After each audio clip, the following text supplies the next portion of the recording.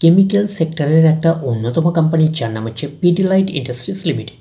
পিডিলাইট ইন্ডাস্ট্রিজের হচ্ছে আমরা ফান্ডামেন্টালসটাকে নিয়ে অ্যানালিসিস করবো, দেখবো যে কোম্পানিটা ফান্ডামেন্টালি কতটা সাউন্ড রয়েছে। তো কোম্পানিটা এখন ট্রেড করছে 2729 টাকায় এখন ট্রেড করছে। তো কোম্পানিটার কিছু পপুলার ব্র্যান্ড রয়েছে, তো পপুলার ব্র্যান্ডগুলোর নাম বলে দিচ্ছি আপনাকে, যেরকম হচ্ছে ফেভিস্টিক, ফেভিকল, ফেভিকুইক। তো এইগুলো কিন্তু এই কোম্পানিটার হচ্ছে পপুলার ব্র্যান্ড, এইটুখানি মনে রাখবেন। এবং ডক্টর ফিক্সিট রয়েছে, তো ফেভিকুইকও রয়েছে, তো ফেভিস্টিকও রয়েছে বলে দিয়েছি। তো এইগুলো হচ্ছে কোম্পানিটার হচ্ছে পপুলার ব্র্যান্ড। তো কোম্পানিটার আমরা যদি মার্কেট ক্যাপিটালাইজ যাই, তো কোম্পানিটার মার্কেট ক্যাপিটালাইজ হচ্ছে অ্যাপ্রক্স বলতে পারেন 1,38,000 কোটি টাকার মার্কেট ক্যাপিটালাইজ। অর্থাৎ এই কোম্পানিটাকে আমরা ব্লু চিপ লার্জ ক্যাপ টাইপের কোম্পানি হিসাবে কনসিডার করতেই পারি। এবং কোম্পানিটার আমরা যদি আরওসি দেখি, return on capital employed 29.7%, আরওই return on equity 22.8%। তাহলে আরওসি আর আরওই হচ্ছে ডিসেন্ট রয়েছে। তো কোম্পানির পারফরমেন্সের উপরে কিন্তু ডিপেন্ড করে আরওসি আর আরওই, এইটুকুনি মাথায় রাখবেন। আগামী দিনে যদি কোম্পানি আরও ভালো পারফরমেন্স করে, আরও গ্রোথ দেখাতে শুরু করে, তাহলে আরওসি আর আরওই হচ্ছে আরও ইমপ্রুভ করবে। এইবারে আমরা আসলাম কোম্পানিটার হচ্ছে পিয়ার সেগমেন্টে। তো কেমিক্যাল সেক্টরের একটা অন্যতম কোম্পানি এবং কেমিক্যাল সেক্টরের কিন্তু leader company Pidilite industries as per market capitalise অনুযায়ী। তো কোম্পানিটার আমরা যদি প্রফিট অ্যান্ড লস সেগমেন্টে যাই, তো আমরা ডিরেক্টলি চলে যাব কোম্পানিটার হচ্ছে নেট প্রফিটে। তো দেখবো যে নেট প্রফিটের মার্জিন কীরকম রয়েছে। তো চলে আসলাম নেট প্রফিটে।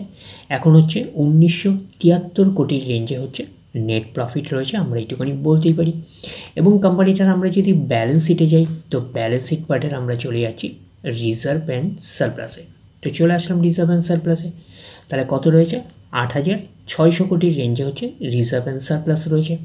এবং কোম্পানিটার আমরা যদি বরিং পার্টে যাই, তো দেখি বরিং পার্টের অবস্থান কী রয়েছে। তো বরিং পার্টের আমরা চলে যাচ্ছি লং টার্ম বোরিং।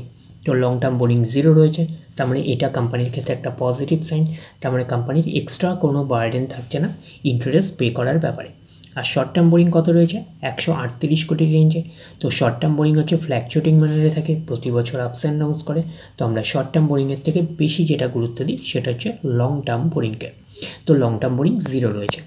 এবং কোম্পানিটার আমরা যদি চলে যাই ক্যাশ অ্যান্ড ক্যাশ ইকুইভ্যালেন্ট পার্টে, দেখি ক্যাশ অ্যান্ড ক্যাশ ইকুইভ্যালেন্ট পার্টের অবস্থান কী রকম রয়েছে। তো আমরা চলে আসলাম কোম্পানিটার ক্যাশ অ্যান্ড ক্যাশ ইকুইভ্যালেন্ট পার্টে।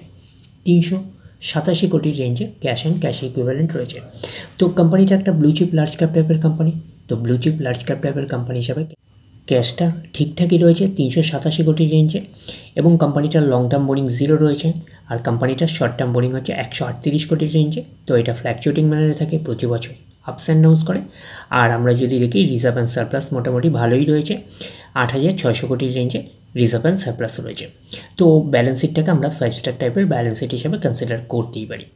তো কোম্পানিটার আমরা যদি শেয়ার হোল্ডিং প্যাটার্নে যাই, দেখি কার কী অবস্থান রয়েছে। তো চলে আসলাম শেয়ার হোল্ডিং প্যাটার্নে। প্রমোটার মিসকে কোম্পানির ওনার।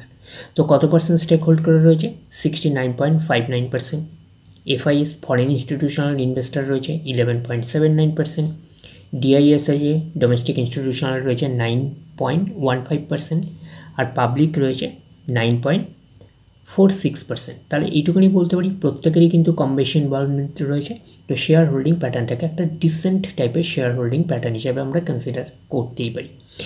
তো পিডিলাইট ইন্ডাস্ট্রিজ এই কোম্পানিটা হচ্ছে কেমিক্যাল সেক্টরের একটা অন্যতম কোম্পানি। বেসিক্যালি হচ্ছে এই কোম্পানিটা হচ্ছে অ্যাডহেসিভসের উপরে কিন্তু ম্যাক্সিমামই মার্কেট ক্যাপচার করে রয়েছে।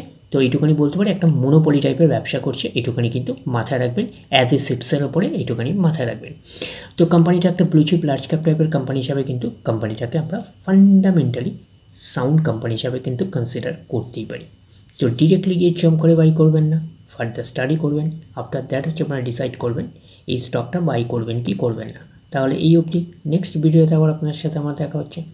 ধন্যবাদ।